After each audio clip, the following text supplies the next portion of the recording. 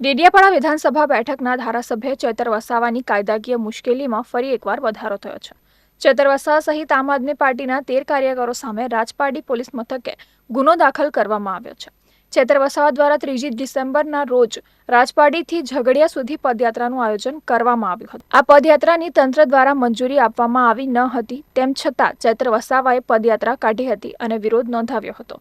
ત્યારે આ મામલામાં રાજપારડી પોલીસ મથકના પોલીસ ઇન્સ્પેક્ટર HB ગોહિલે જાતે ફરિયાદી બની ધારાસભ્ય ચેતર વસાવા સહિત આપના કાર્યકરો સામે પોલીસ ફરિયાદ નોંધાવી છે. ત્યારે ચેતર વસાવાની કાયદાકીય મુશ્કેલીમાં ફરી એકવાર વધારો થઈ શકે છે. આ બાબતે ધારાસભ્ય ચેતર વસાવાનું નિવેદન પણ સામે આવ્યું હતું. ચેતર વસાવાએ જણાવ્યું હતું કે ખોટી રીતે પોલીસ વિભાગ દ્વારા તેઓ વિરુદ્ધ ફરિયાદ દાખલ કરવામાં આવી છે. પદયાત્રા દરમિયાન કોઈપણ વ્યક્તિને અડચણ ઊભી ન થઈ હતી, તે માટે કિન્નખોરી રાખી આ ફરિયાદ દાખલ કરવામાં આવી છે. ત્યારે આવનારા સમયમાં તેઓ દ્વારા જેલ ભરો આંદોલનની ચીમકી ઉચ્ચાર. આ પદયાત્રા દરમિયાન અમે કોઈ પણ ખાનગી સરકારી કે કોઈ પણ વ્યક્તિને અમે હેરાન કે પરેશાન નથી કર્યા કે નથી અમે કોઈ જગ્યાએ ટ્રાફિકને અડચણરૂપ બન્યા.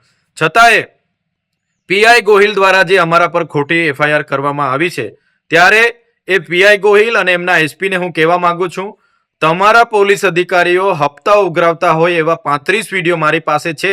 એ હાલના તબક્કે જ હું તમને આપું છું. તમે એ લોકો પર કાર્યવાહી કરો અને તમે જે અમારા પર ખોટી FIR કરીને અમારો અવાજ દબાવવાની વાત કરી છે, આ અવાજ સંવિધાનનો અવાજ છે, આદિવાસીનો અવાજ છે, આ અવાજ ભરૂચની જનતાનો અવાજ છે.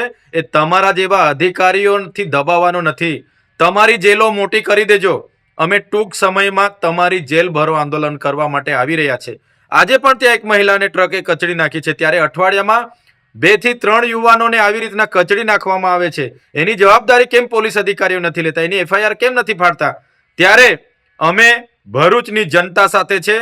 કોઈ પણ આવા ભૂમાફિયા હશે, ઓવરલોડ ટ્રકના માલિકો હશે કે જે પણ લોકો પોલીસ અધિકારીઓ હશે, અમે કોઈથી ડરવાવાળા નથી. આવનારા દિવસોમાં તમારી જેલો ભરવા માટે અમે આવી રહ્યા છે. જેલોની સંખ્યા અને સાઈઝ તમે વધાવી દેજો.